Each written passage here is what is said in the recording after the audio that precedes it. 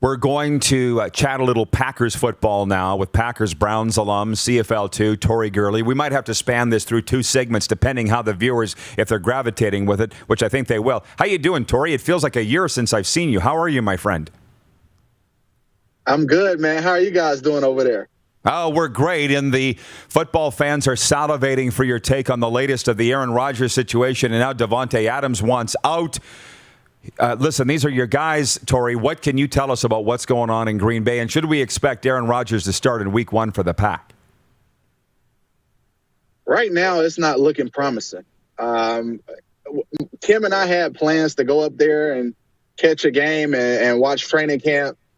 And if Aaron is not going to be there, then I have no reason to watch the Packers. And especially if Davante Adams wants to take a leave of absence as well, I feel sorry for that organization. Yeah, so do you? How sorry do you feel for the organization? Was Mark Murphy the president when you were there, Tori? Yes, it was Mark Murphy, Ted Thompson, and head coach was Mike McCarthy. And things were ran a lot smoother with having veteran players in the building.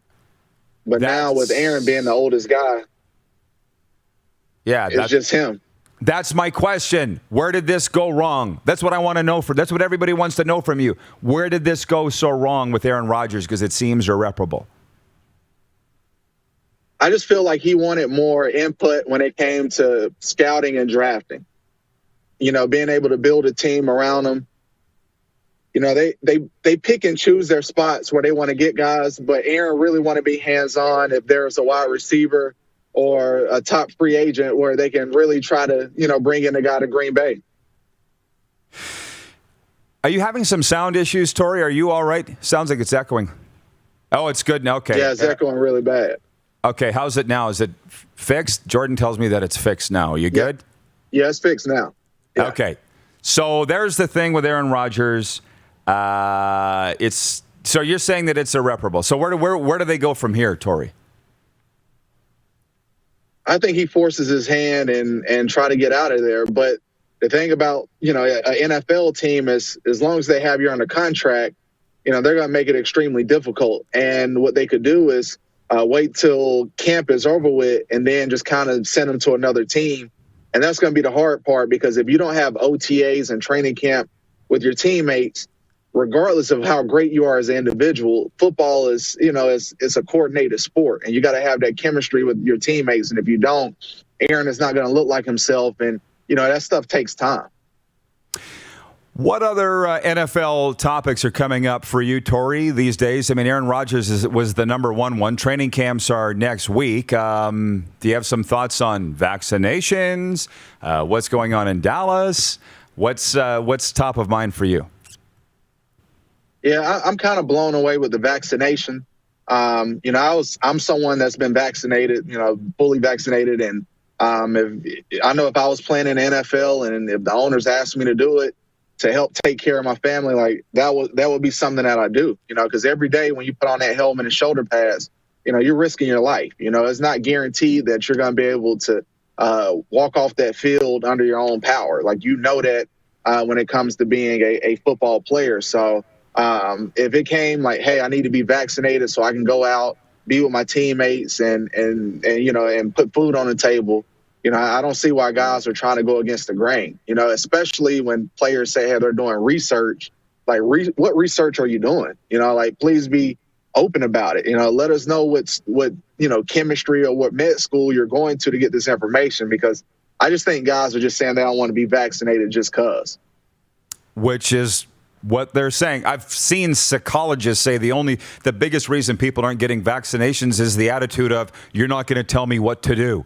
And so furthermore, off of that, how do you feel about the NFL saying this year, if there's a COVID outbreak forcing the postponement of a game, it'll be forfeited? Remember last year they did everything they could do to get the games in. Now they're saying we're not doing that. If there's an outbreak, that's your problem. You're not going to be paid. What's your thoughts on the NFL stance on that? It's really forcing the hand of players to, push to be vaccinated, as well as the staff, like coaching staff and everyone, because there are different incentives in people's contracts. If you win, a certain amount of games, you can hit different bonuses.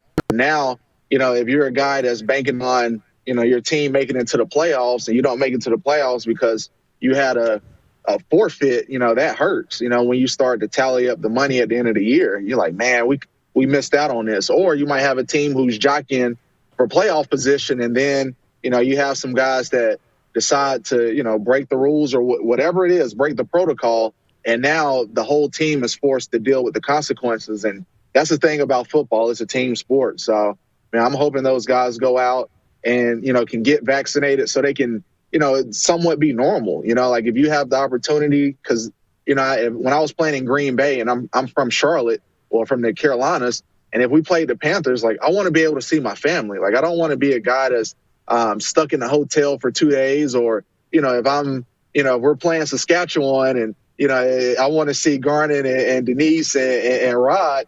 I want to be able to enjoy them and like go out to eat and go to the keg before the game, because if not, I'm stuck in a hotel, literally just kind of sitting around waiting for, game day to come around. And that's just no fun at all. That's what they're looking at right now. Absolutely. So question from Jeff, the Stamps fan, is if the Packers are a hot mess, who's the favorite in the NFC North right now? I'm going to go with a dark horse team. I'm going to say the Chicago Bears. I spent a lot of time at Ohio State on the recruiting trail. I got a couple kids that's being recruited there, and I'm blown away by Justin Fields. And, I've been with Ryan Day, the head coach of Ohio State, and his quarterback coach. And I think this guy, Justin Fields, could be someone that turns that program around in Chicago, where they already have a top defense. And if he can just go out and keep the chains moving, and if Aaron isn't there, I think they would be the team that, go out and ultimately end up winning the NFC North, because, last year they beat Tom Brady and the Tampa Bay Buccaneers. They went out there and beat them with Mitch Trubisky at quarterback. So imagine if you actually have someone that can, really help you win. Like that team is dangerous if Justin Fields, catches on pretty quickly. Listen, I got to ask you something, Tori, because you are a players guy. You're a players rep now. You saw Cam Akers last week going down with a torn Achilles. You've heard what's gone on in the Canadian Football League. What should we expect when training camps open next week injury-wise, and how gingerly are coaches going to have to handle their drills to avoid serious injuries, do you think? Yeah, it's scary. And Rod, you and I, we talked about this last year. You said, what's going to happen with players. And I was like, a lot of guys are going to get hurt, especially with the CFL taking that year off. That it's hard to callous your body and prepare yourself for a season when there isn't a season. Like there's only so much you can do. And, once you get out there on the field and you see your teammates and referees or whatever, that instinct kind of takes over, where you're going from 0 to 100 miles an hour. And if your body isn't prepared for that, that's why you have these different, ligaments where they're torn and pop, and guys are just, you're out of football. And that's tough, because football is already 100% injury rate. So, if I'm in the NFL and, I'm looking around, I just kind of take it easy, give my guys the opportunity to work on things. And from there, we slowly rev it up. But I wouldn't jump out there having my guys going full speed, because that, once guys get hurt, man, it really hurts your season. Tori, lastly, it came up the other day about the barbecue that you had at camp with us. What was it been, 2 years since you came here and cooked for us in the parking lot? I can't believe it. It was a horrible day for me.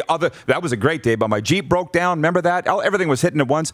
You just soothed everything. You made great food and everything. And now you're so busy, I don't know when I'm going to see you in person again. Can you give me an update on your life? Absolutely. Well, my wife, Kim, she's 6 months pregnant. TJ is going to be here in November.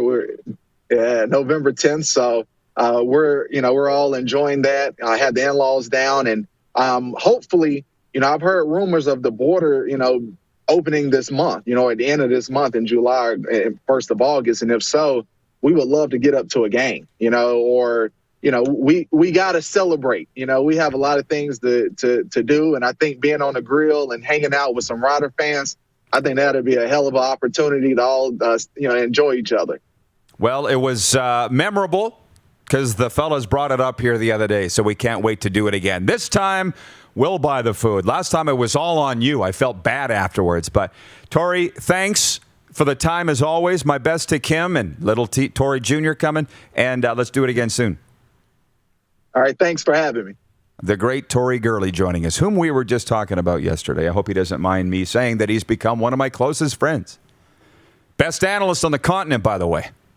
You're watching Rod Pedersen On Demand. For more of The Rod Pedersen Show, visit rodpedersen.com or follow Rod Pedersen on social media.